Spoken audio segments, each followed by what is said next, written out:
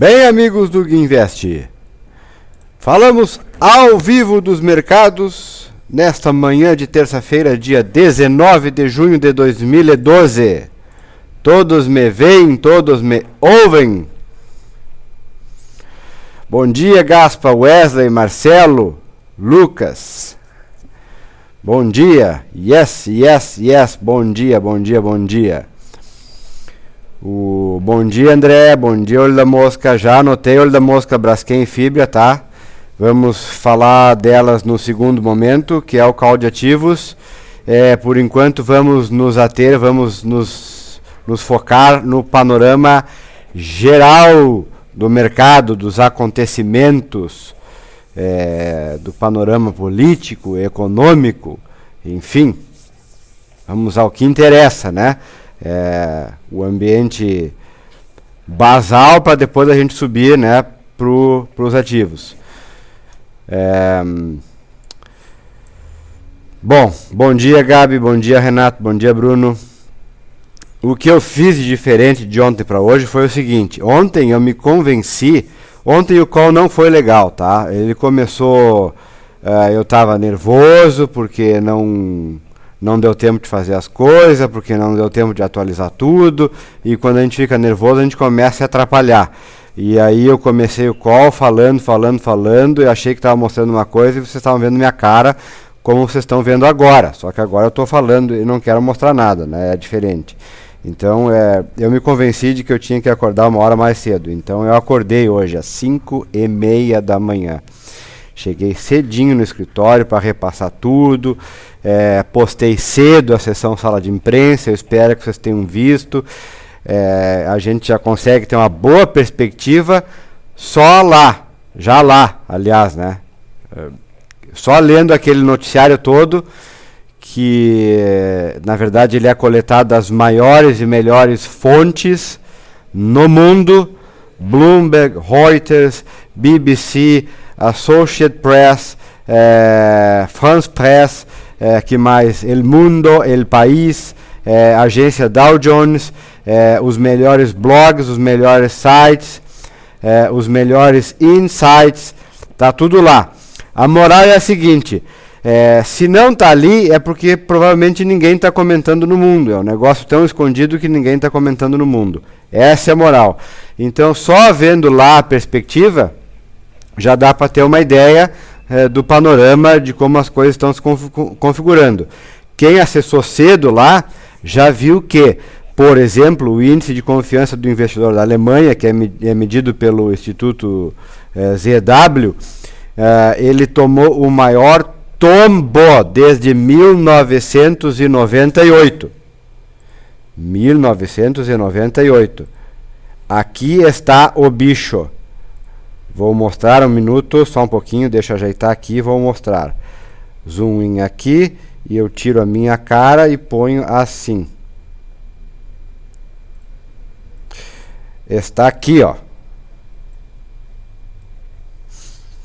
Essa queda aqui, ó, que é do mês de maio, foi a maior queda desde 1998. Eles esperavam o índice de confiança por volta dos 10, que seria mais ou menos aqui, e veio menos 16. Um tombo gigantesco. E aí você pensa, né? Ai, meu Deus. E aí você vê lá no noticiário mesmo que a Europa já opera em alta, né? Opera em alta. O DAX era o que menos subia, né? Subia 0,38, mas mesmo assim subia. Então você vê como as coisas podem se dissociar bem, né? Às vezes do que acontece no mundo real. E isso aqui até é interessante, porque é um índice de perspectiva. Ele não é um índice atual, não é como as pessoas se veem agora. Não, é um índice de perspectiva. Então, você sabe que as coisas na Alemanha, a princípio, vão piorar. Como, de fato, elas já vêm piorando, né? A questão de 2 meses, a gente já vem acompanhando o noticiário. Então, vejo que elas ainda vão piorar um pouco mais. Mas o índice DAX está subindo. E quem sabe vamos dar uma olhada no DAX para ver onde anda. Deixa eu achar o DAX aqui. DAX, onde está você? Está aqui. Aí eu faço assim. Aí eu faço assim. E aí vocês têm the big picture na tela, né? Vocês veem que hoje ele já vai subindo um pouco. Ontem ele teve um spike, né? Depois da decisão da Grécia, mas devolveu. E foi um comportamento bem igual ao do euro, né? Diga-se de passagem. E hoje ele já vai operando aí um pouco de lado, né? Mas enfim, muito obrigado. Meu secretário aqui trazendo meu café. Meu trago de canha para firmar o pulso, né? Senão não tem como começar o dia.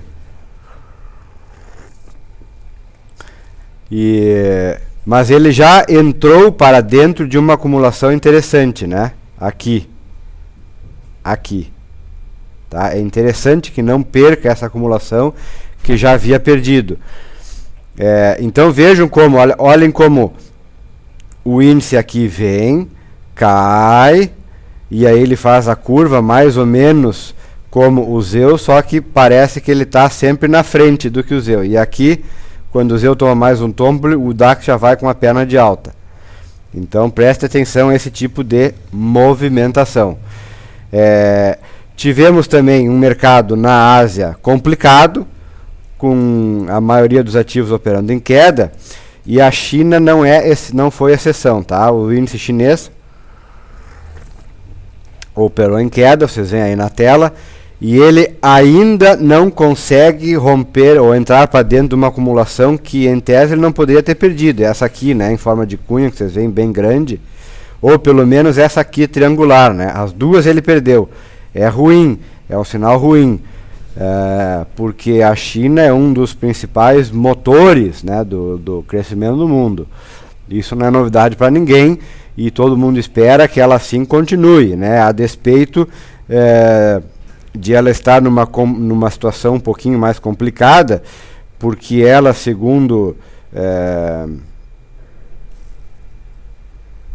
uma perspectiva até um pouco mais filosófica, ela estaria na terceira fase do seu desenvolvimento. A primeira fase seria a busca por um parque fabril a qualquer custo, e isso foi conseguido há quase 20 anos atrás, e a China se tornou uma exportadora de quinquilharias, né? Vocês lembram aqui o Natal de 1994, nunca teve tanta luzinha nas sacadas, nas árvores, né? Na história. Foi no Natal de 1993, 94, por aí, eu lembro mais ou menos. Porque as lâmpadas eram lampadinhas chinesas, né? Foi justamente a época da explosão das lojas de 1,99, era tudo chinês, quinquilharia, né, chinesa. O segundo estágio foi o desenvolvimento de um parque fabril tecnológico, e ela aparentemente também já atingiu, porque hoje ela é uma exportadora de tecnologia, né? Ela fabrica aí os iPhone, né? Tem a planta da Foxconn, exporta automóveis, e até que não são ruins, se você vai ver, não são ruins. Então esse foi o segundo estágio. E o terceiro estágio é o que provavelmente estamos vendo agora, que é o desenvolvimento de uma sociedade de consumo, ou seja, ela deixa de ter um foco tão exportador para ter um foco no consumo interno, né?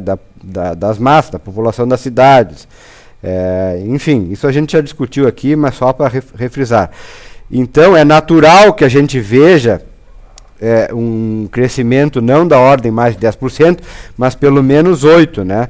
E a grande dúvida que está havendo aí é se a China vai crescer pelo menos 8%, o que seria uma espécie de soft landing, ou cresceria abaixo de 8, 6,5, 7, o que seria um hard landing.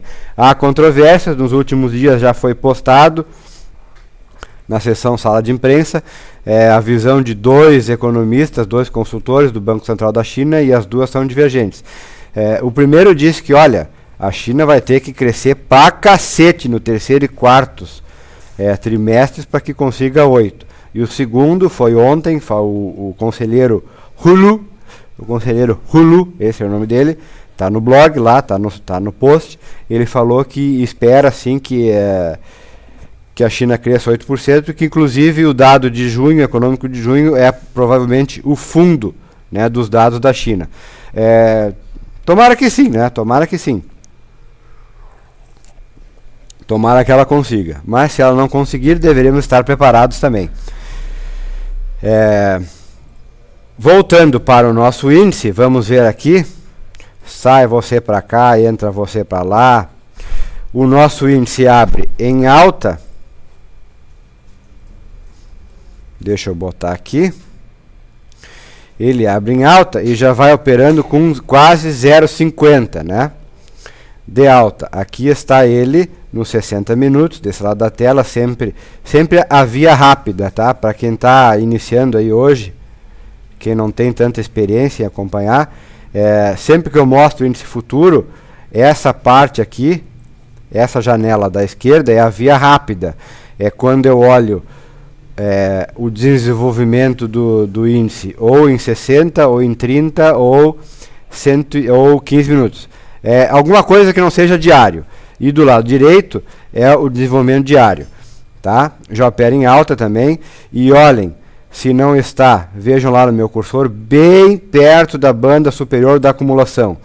Uma banda superior que nós estamos acompanhando, deixa eu dar aqui, focar na tela, há muito tempo. Desde quando ela estava na banda inferior e não foi perdendo por vários momentos, e aí perdeu e assumiu um viés um pouquinho mais baixista.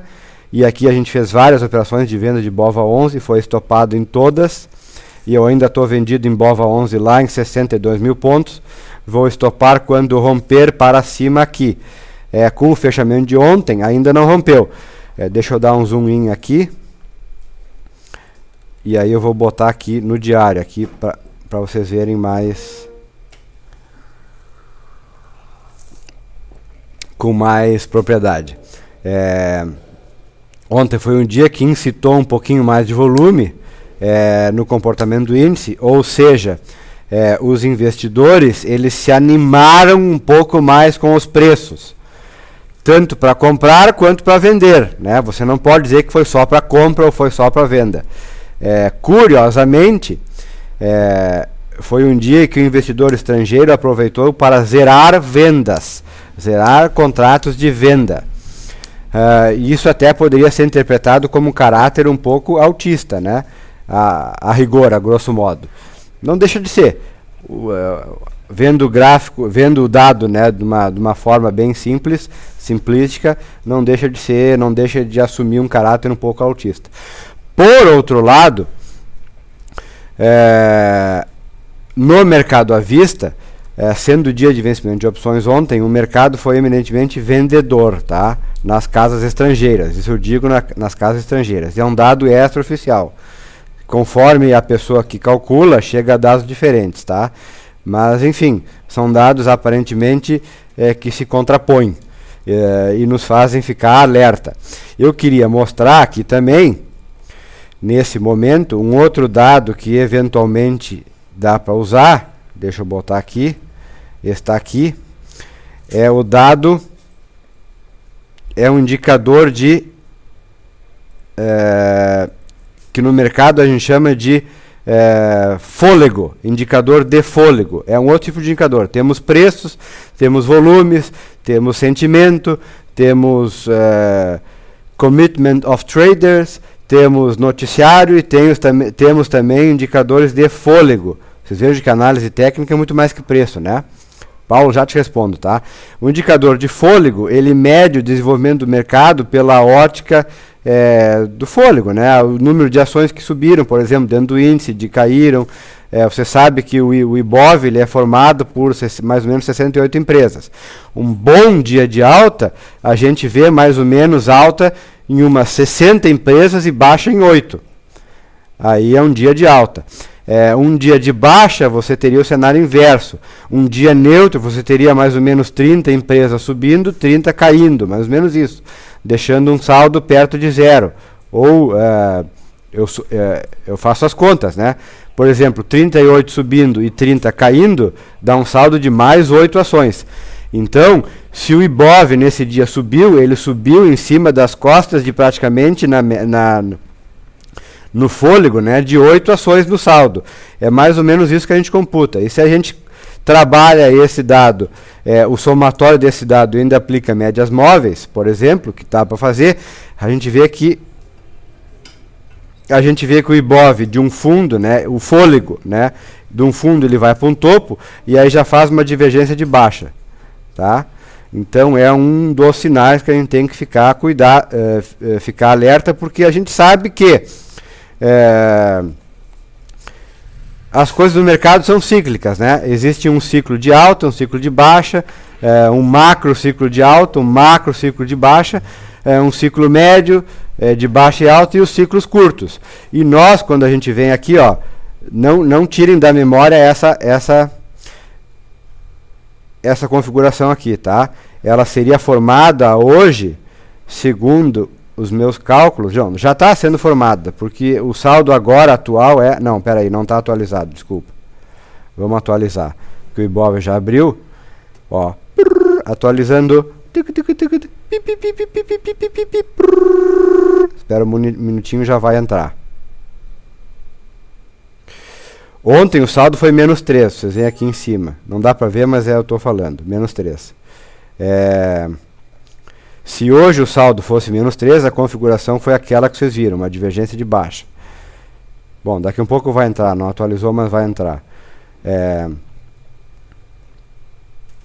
Para desconfigurar essa divergência de baixa, o saldo teria que ser muito grande hoje, quer dizer, a alta deveria ser forte. E quando eu vou para o mercado agora, eu vejo o mercado ao vivo, deixa eu dar aqui ó, o índice, por exemplo, que replica com razoável fidelidade o comportamento do IBOV.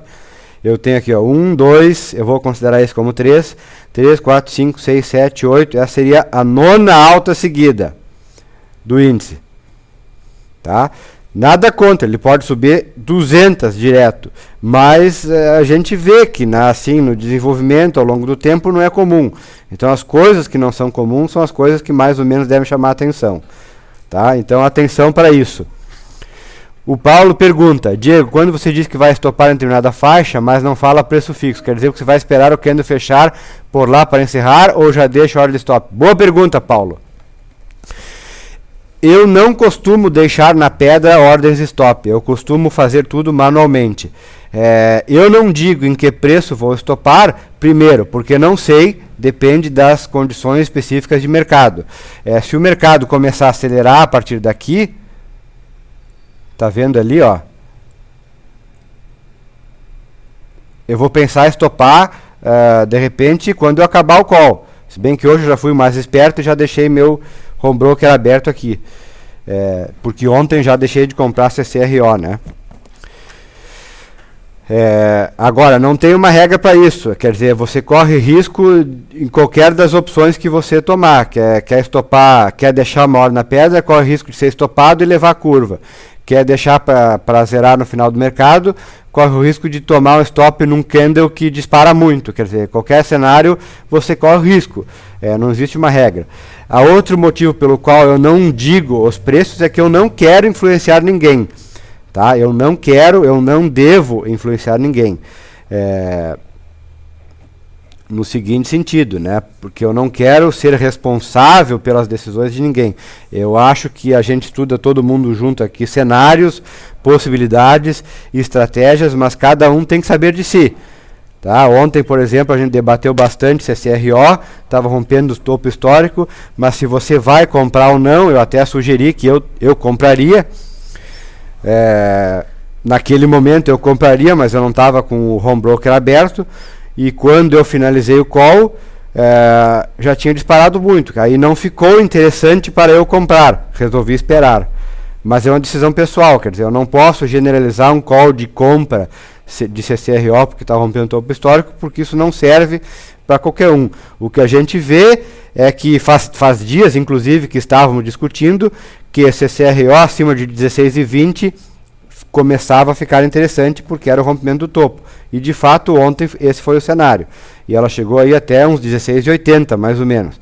Quer dizer, deu um bom gás aí para quem se antecipou e foi bem rapidinho. Mas tem que ter o perfil para isso, entendeu?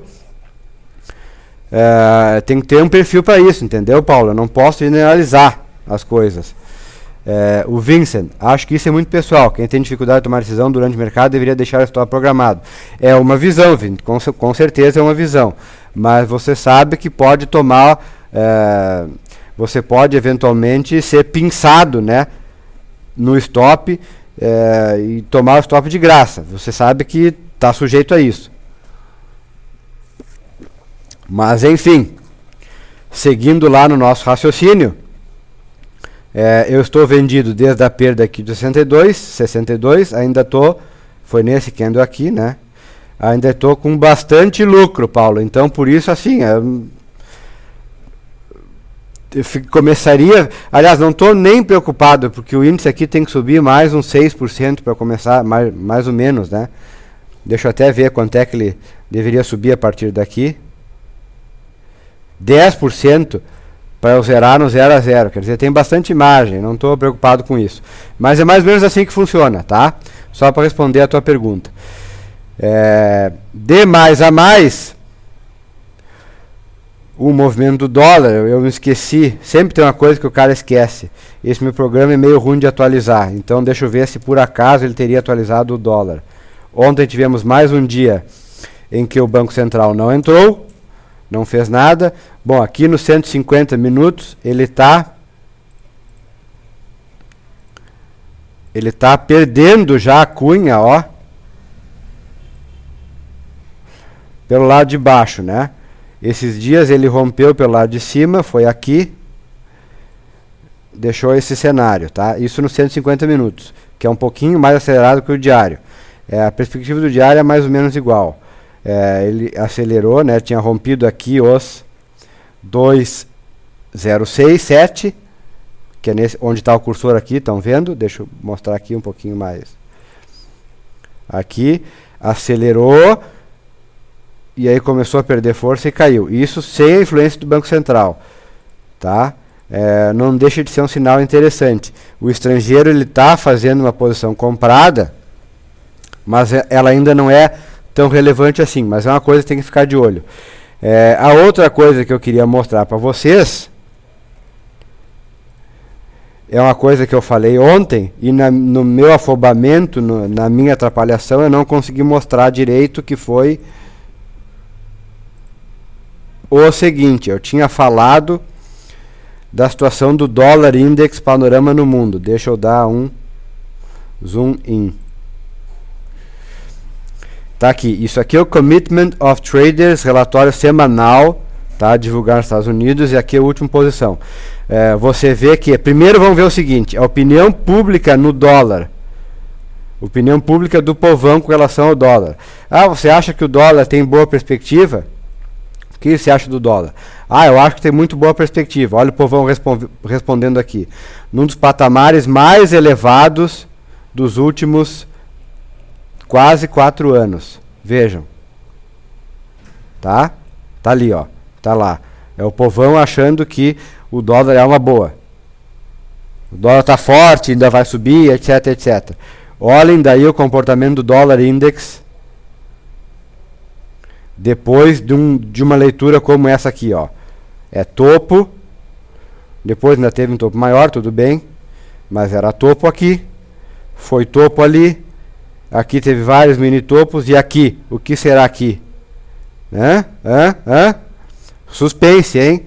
Suspense. O futuro a Deus pertence, né? Mas o que a gente quer é ver cenários.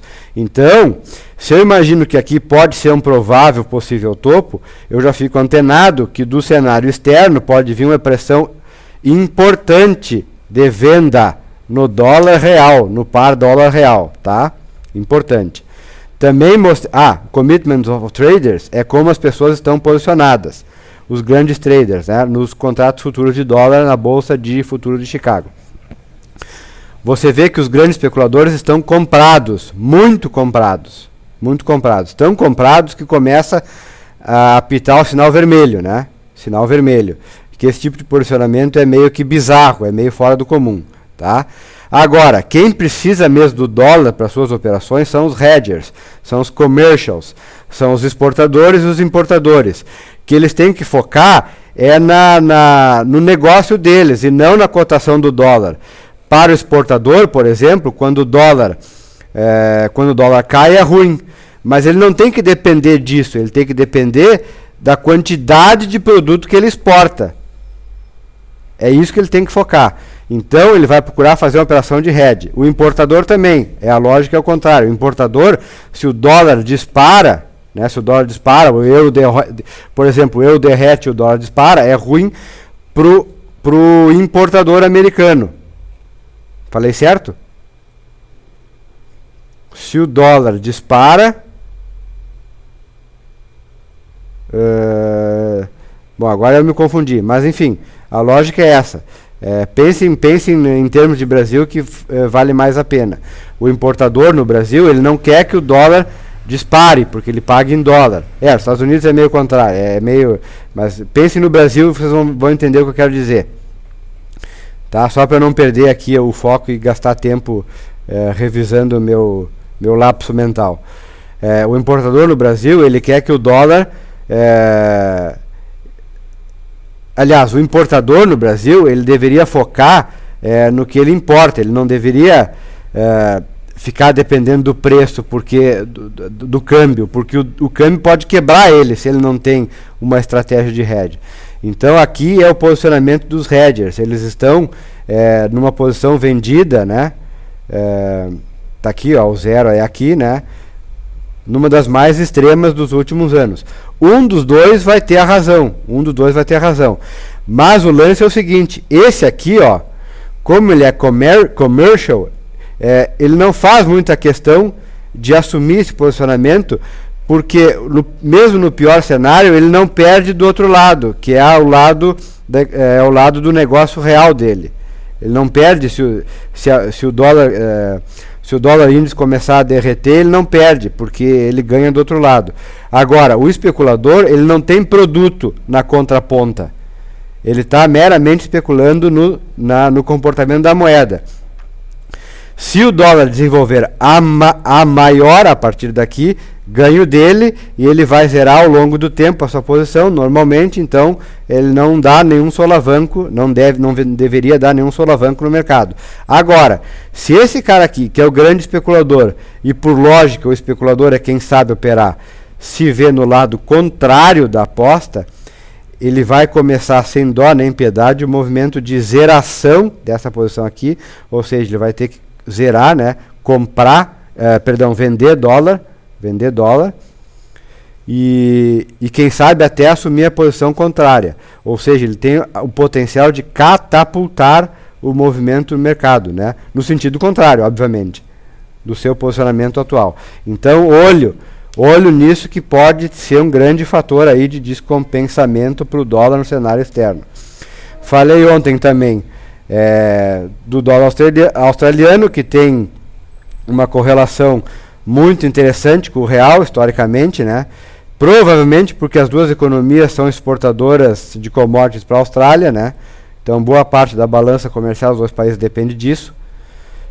Então você vê que os comerciais, aí é um posicionamento um pouquinho mais diferente, né? O comercial no dólar australiano está posicionado na compra, mas isso não tem tanto sentido para ele, porque ele deve ter a contraparte no produto, e o especulador posicionado na venda, num patamar que já acende o sinal amarelo aí. Se nós tomarmos isso aqui como um proxy para o comportamento do próprio real, então sinal amarelo, porque é como se o pessoal tivesse mega vendido em real, tá? Pode dar o golpe, utilizando a mesma lógica que eu expliquei para o dólar agora há pouco, pode acontecer o mesmo revés, e pode acontecer bem rápido, tá? Bem rápido. Cuidado, porque a verdade a gente não sabe, o que a gente tem que antever é cenários. E também pode ser certo. Isso pode ser um posicionamento certo, ele se mostra vencedor ao longo aí das próximas semanas, e os caras vão zerando lentamente e fazendo dinheiro, os especuladores em dólar australiano, tá? São cenários, né? A gente tem que pensar em termos de cenários e como que a gente vai se adequar. Deixa eu tirar aqui do foco. Uma coisa interessante que hoje de manhã, só para mostrar para vocês, olha que interessante, os yields da França, né? Eles sobem há muito tempo atrás, depois de downgrades da FIT, da SP500, mas ultimamente eles caem, tá? Mesmo com elas levando a França para downgrade. Na Espanha também a mesma coisa, de 2011 para cá vimos o movimento inverso e só agora a subida. No Reino Unido praticamente estável, apesar de todos os downgrades, e nos Estados Unidos o downgrade que teve em meados do ano passado, né, e os yields só caem. Só para vocês verem como o downgrade em si, ele não influenciou grande coisa. É o movimento global do mercado, é a procura por segurança, e isso se acentua, dá para ver aqui com mais clarividência nos mercados americanos, tá? Cujo yield só caem a partir do meados do ano passado. No inglês, tá? No francês, meados do ano passado, só cai. E no espanhol, inclusive. Só que o espanhol agora teve um componente próprio dele, né? Que está acontecendo, né? Que os yields agora estão em alta, mas é por conta, provavelmente não dos rebaixamentos, mas da dinâmica dos próprios mercados e sua dificuldade de rolar as dívidas, tá? Esse é o cenário. A outra coisa interessante que a gente tem que prestar atenção, eu estava falando de China antes, e aí eu anotei, cadê? Tá aqui, ó. Esse era o gráfico da China, tá? Ela vem perdendo essa acumulação aqui. No longo prazo, tá aqui, ó, o posicionamento desse triângulo maior aqui. Vocês veem aqui, ó, ele tá aqui pequenininho, tá? Quase não dá para ver, mas faz de conta que vocês estão enxergando. É essa pontinha do gráfico aqui. Por que eu acho que a gente tem que tomar especial atenção com o desenvolvimento a partir de agora? Por causa disso aqui, ó. Apesar do sentimento para com commodities, né, estar nos patamares mais baixos dos últimos tempos, isso é essencialmente altista, a gente já viu nos calls anteriores. Olhem a situação dos contratos de cobre. Está aqui, ó, testando, né, um mega ombro, cabeça ombro. Os gráficos são gentileza do meu amigo Christopher Kimball, tá? Imagina se vem a perder esse ombro, cabeça ombro, né? Claro que é um exercício de futurologia imaginar que vai cair toda a distância da cabeça até a linha de pescoço. Pode não acontecer, ele pode perder aqui e dar a volta, mas é só para mostrar como a gente tem que ficar em alerta com esse cenário. E aqui está o índice CRX, tá? De commodities. É o índice que mede uma cesta de commodities, metálicas, agrícolas, petróleo, cobre, minério, que mais? Soja, trigo, enfim, está aqui. Tudo aqui, tá? As duas situações. E a gente sabe que a China é o principal consumidor da maioria delas. Então, por isso, essa ligação íntima entre os mercados, e por que a gente deve prestar especial atenção, né, para com esse tipo de dado nos próximos... no futuro aí, que não precisa ser muito imediato, mas pelo menos mediato, né, nas próximas semanas, meses. Nessa situação aqui, aqui é cobre, aqui é commodities, tá? E o cobre, você sabe, né? Cobre e alumínio podem ser provavelmente um dos melhores aferidores para o mercado em geral, né? O cobre, inclusive, ele é chamado de doutor cobre pelos especialistas. E já tem gente questionando isso, acha que o doutor alumínio deveria ser o maior especialista em mercados, porque afinal, né, você vai imaginar que quanto mais demanda por alumínio e cobre, né, e essa é a briga, qual deles é mais seria o melhor aferidor, melhor o desempenho fabril, etc, da China, do Brasil, enfim, de quem quer que seja, e melhor indicativo para o desenvolvimento da economia. É mais ou menos nesse sentido, tá? Nesse estágio aqui, cobre assim, ó, perto da região da linha do pescoço, com alguma folga, né? Não vamos imaginar que isso é lá no centavinho, né? Sempre tem alguma folga. E commodities aqui, o sentimento global das pessoas é de aversão a esses dois, o que não deixa de ser autista, indicando que pode haver sim, esse pode ser um momento de inflexão para cima. Justamente, né, a linha de pescoço, eu vou imaginar, não uma linha que vai ser perdida, mas uma linha de suporte. Então ela tem que suportar. A função dela é suportar, e se não suportar, vai estar me dando sinal em contrário, e é isso que eu preciso. Tá? Aqui o índice ZEU, já mostrei. Aqui o Buffett veio a público, tá? Só para dizer que um dos melhores indicadores para ele está quase dando compra no mercados americanos, que é o valor, né, do stock market, né?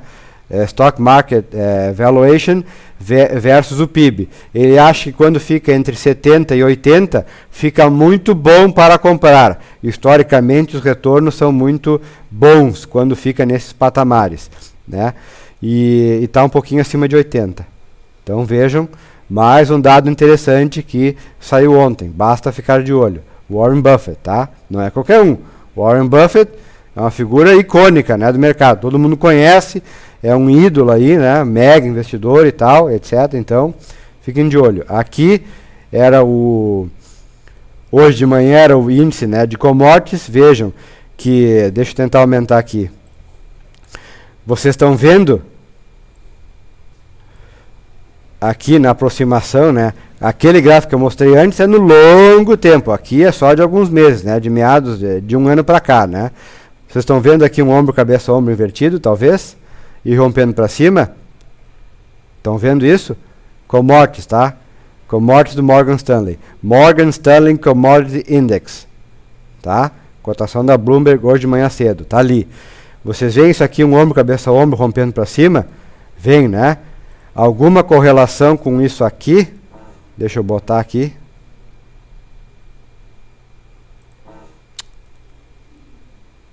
Ah, que programa de merda. Deixa eu abrir o gráfico aqui. Não, não é isso também. Bandido não vai me perceber. Olha aqui, ó. Aqui está o Bovespa diário. Alguma correlação com tentar romper esse provável ombro, cabeça, ombro do Ibov diário?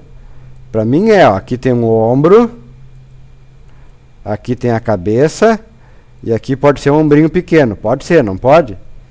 Para mim tá ali, ó, ombro, cabeça, ombro. Para mim pode ser. Pode ser, né? Propaganda gratuita da Pepsi. Eu quero botar o índice americano aqui, quero ver. Porcaria de programa me barrou. Tá aqui, agora veio. Só um pouquinho. Vamos ver o SP500. Tá aqui. Onde é que tá? Tá ali, tá aqui, ó. Estão vendo ali? Deixa eu aproximar. Alguma relação, talvez? São iguais, né? São praticamente iguais. Estoura commodities para cima, né? O índice Morgan Stanley, estoura mercado americano. Por que será? Vai querendo estourar a Bovespa, por que será? E a China que está um pouco atrasada. Tá? Vocês estão vendo ali, né? Não sei se tá no foco. Não, tá mais ou menos no foco, né? Desculpem se qualquer coisa aí. Mas tá ali, ó. Então veja que interessante, né? Esse tipo de correlação, né? Ter o que a gente chama de the big picture, né? O panorama geral na ponta dos dedos, né? E isso a gente vê seguindo o noticiário, vendo estudo, né? Tem muita gente na análise técnica que é contra isso, tá? Já estou me estendendo, eu queria mostrar algumas outras coisas interessantes. Deixa eu ver aqui. Onde é que tá? Essa era uma. Tá, aqui já foi. Porque depois é difícil de voltar, tá? Esse é um estudo do BS de ontem, só para ele alertar como o movimento do mundo pode estar... assim, é um alerta para um provável viés aí de baixa, né? Sempre tem que ter a contraparte, né? A gente sempre tem que estar calcado focado nos perigos, né? Calcado nos perigos. Então aqui, ó, O que ele diz aqui? Global Earnings, deixa eu dar um zoom in para vocês verem. Estudo do UBS, tá? Divulgado agora recentemente, ontem. Global crescimento dos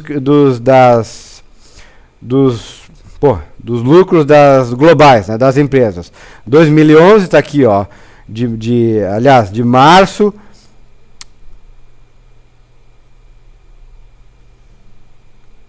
Como é que foi isso? Bom, enfim, 2011, 2010 para 2011, de uma forma geral, descendente, tá? Isso a gente viu, não foi surpresa, porque 2010, 2011, os mercados não progrediram, né? Não foi surpresa para nenhum.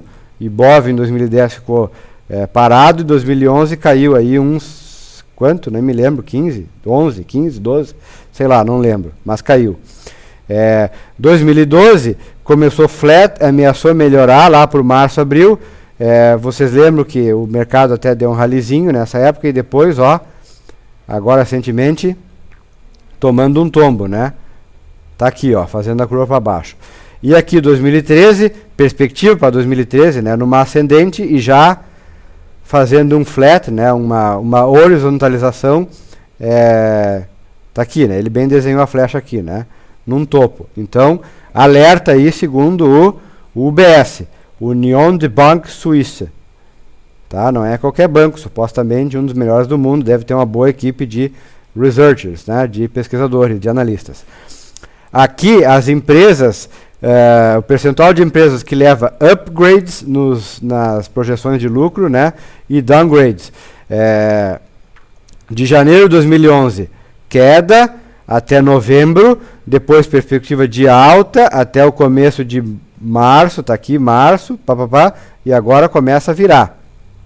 Então, outro sinal de alerta, tá? Do UBS. E a gente sabe, né, que o mercado é um jogo de, agora eu vou tirar o zoom, tá? Zoom alto. Antecipação. Antecipação do quê? Dos lucros, né? Do desempenho, da perspectiva. Então, não tem como fugir do fundamento. E aqui, ó, o foco é os Estados Unidos, e para mostrar como lá essa relação aqui ainda está neutra. Está neutra, tá 0%, né? E no Brasil, a expectativa de lucro para as empresas já toma uma queda de 8%. E na Espanha, né, o concurso, menos 10%, menos 21%, aliás, está fora da escala aqui, ó. Tá? No Brasil, 8%, segundo pior Japão, quase 8%, Canadá. Aqui temos a Rússia com menos 4%, China, um pouquinho menos 1%, e, por outro lado, né, Hong Kong, Global Emerging, que é a GEM, né, Global Emerging positivo, Coreia, Singapura e Taiwan. E interessante que a média de Global Emerging é positiva, e aí você vê que o Brasil está arrastando os outros, né? A Dilma anteontem disse que o PIB no Brasil deveria ganhar medalha, né? Não sei do que. Medalha de consolação, eu imagino. Mas tudo bem. Então, só para vocês terem uma ideia, né? Perspectiva de lucro das empresas caindo 8%. Isso não é novidade, porque já comentamos aqui no call, semanas atrás até, várias pesquisas nesse sentido, inclusive alguns gestores no Brasil, né? Bem cientes disso, né? Cheguei a comentar aqui. Então, não é novidade para quem acompanha aí o call. Muito bem, aqui também era outro dado interessante, só para finalizar, não querendo perder a onda, né, já me empolgando. Eu sei que é ruim ficar jogando dado aqui, mas tabelinha que eu vi ontem, ano passado de noite, estava estudando os depósitos da Grécia, né? Fuga de capital na Grécia, etc, etc. Que nada, vem caindo desde 2009. Desde 2009. Tá aqui, ó, 2004, 2005, 2006, 2007, 2008, 2009, 2010 e agora. Então vejam que o total de depósitos, ó, só vem caindo, não é de agora. O grego esperto já se antenou que o troço ia para o buraco e tirou fora o dinheiro, tá? De toda forma que hoje o total de depósitos nos bancos lá é um pouquinho, praticamente a metade do que era. Então, seria isso, tá? Antônio, bom dia, bom dia, bom dia. Depois que descobri seu chat, minhas manhãs acabaram. Boa, boa. Obrigado, obrigado. Então eu acho que está dando certo, né? A minha intenção é justamente essa, tentar fazer um negócio diferente. Muito bem. Finalizando, que já estamos mega atrasados, mas enfim, eu queria só deixar aqui, vou botar um link aqui, ó, tá? Deixa eu botar um link para vocês. O Gui Invest, ele já está antevendo o sucesso da palestra do dia 28, que vocês já estão cientes, né?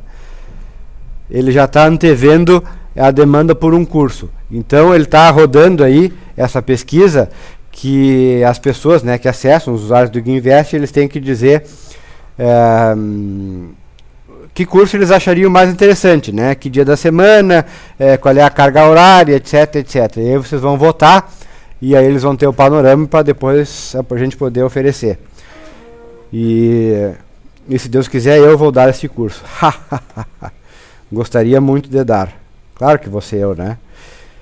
Mas então, quanto mais vocês puderem repassar aí, o chat, o blog, o Gui Invest, os links, o call, a palestra, os cursos, tanto melhor. Mais a gente consegue progredir. E vai fazer valer a pena o meu esforço de acordar às 5h30 da manhã para poder fazer um call melhor. Acho que hoje o call foi bem melhor que o de ontem, né? Ontem eu até me atrapalhei bastante e culpa da correria, né? Culpa da correria. E lembrando sempre que call, blog e tudo aquilo que é postado, sala de imprensa, etc, tudo se complementa, né? Tudo se complementa. Então, para quem está chegando atrasado, bom dia, Duran, bom dia. Vou finalizar aqui. Volto em seguida com o call de ativos e depois, durante o dia, vou procurar deixar gravados os links para vocês poderem estudar de noite, enfim, a hora que mais vierem. Ok, Petrobras já vai com uma boa alta, Vale 0,60 de alta, OGX 1,80 de alta, Gerdau cai, Ambev 1,05 de alta e parará, Banco do Brasil 1,15 de alta, acima de R$20. Encerro agora e volto em 30 segundos. Muito obrigado!